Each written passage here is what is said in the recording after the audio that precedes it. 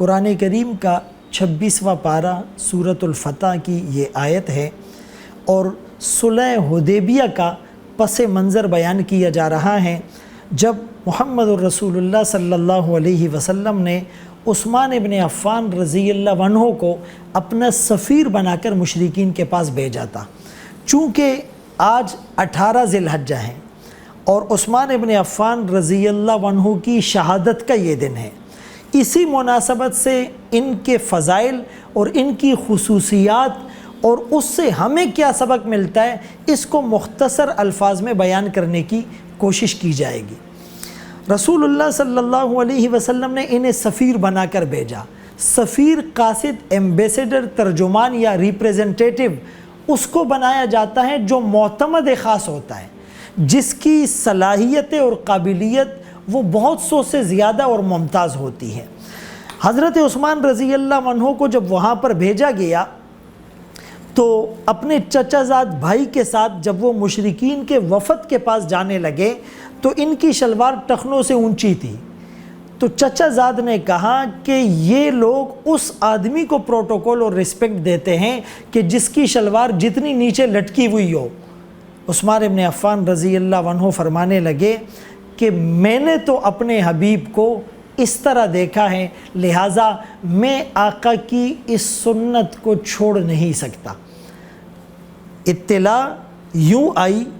بلکہ افواہ پھیلائی گئی کہ عثمان ابن عفان رضی اللہ عنہ کو شہید کر دیا گیا۔ محمد الرسول اللہ صلی اللہ علیہ وسلم نے ایک درخت کے نیچے تقریباً 1400 صحابہ سے جو بیعت لی، جس کو بیعت رضوان کہا گیا، اور ان تمام بیعت کرنے والے صحابہ سے اللہ نے اپنی رضا کا جو اعلان کیا اور سرٹیفائیڈ مومن جنہیں قرار دیا گیا، لقد رضی اللہ عن المؤمنین، تو یہ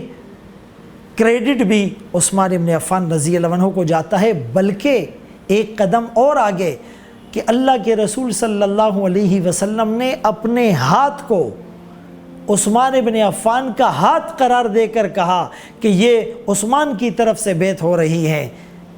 یہ مرتبہ بلند ملا جسے مل گیا، ہر مدعی کے واسطے دار و رسن کہا۔ ذوالنورین کا لقب 1,24,000 کم و بیش صحابہ میں سے جس کے حصے میں آیا ہے وہ عثمان ابن عفان رضی اللہ عنہ۔ آپ نے فرمایا کہ اگر میری 7 بیٹیاں ہوتی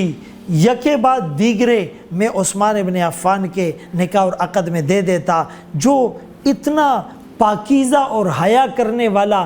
انسان ہے کہ فرشتے بھی ان کی حیا سے حیا کرتے ہیں۔ عثمان ابن عفان رضی اللہ عنہ کے کارنامے تو بہت ہیں، مسجد نبوی کی توسیع کے لیے زمین خریدنا اور میٹھے پانی کا کنواں خرید کر وقف کرنا اور قرآن کریم کو جمع کرنا، اور پھر تبوک کے موقع پر 600 اونٹ سامان سے لدے ہوئے راہ خدا میں وقف کرنا اور کئی غلاموں کو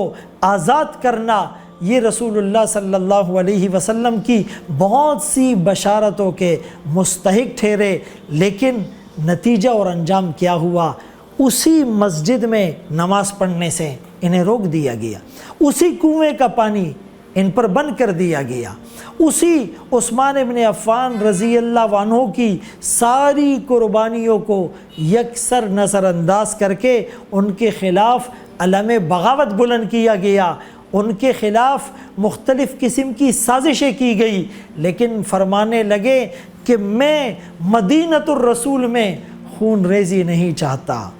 میں سب برداشت کر لوں گا۔ اور جب انہیں شہید کیا گیا وہ روزے کی حالت میں تھے، وہ قرآن کی تلاوت کر رہے تھے، ان کا خون جس آیت پر گرا فَسَيَكْفِيكَهُمُ اللَّهُ وَهُوَ السَّمِيعُ الْعَلِيمُ، اللہ ان کے لیے کافی ہیں، وہ بہترین سننے والا، وہ بہترین جاننے والا ہیں۔ ہم بھی روزے بھی کثرت سے رکھے نفلی، قرآن کریم کو اپنا اوڑھنا بچھونا بنا لے، حیا کی صفت اپنے اندر پیدا کرے، معاف کرنا اور درگزر کرنا سیکھیے۔ اگر ان چیزوں کو ہم اپنی زندگی میں شامل کر دیں گے تو وہ فضیلتیں، وہ سعادتیں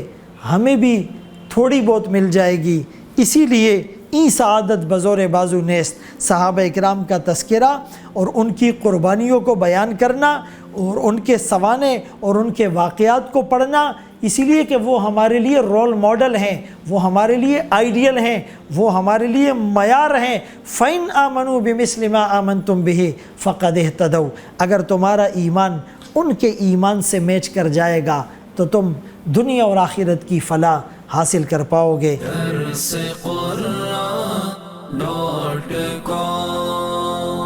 www.darsequran.com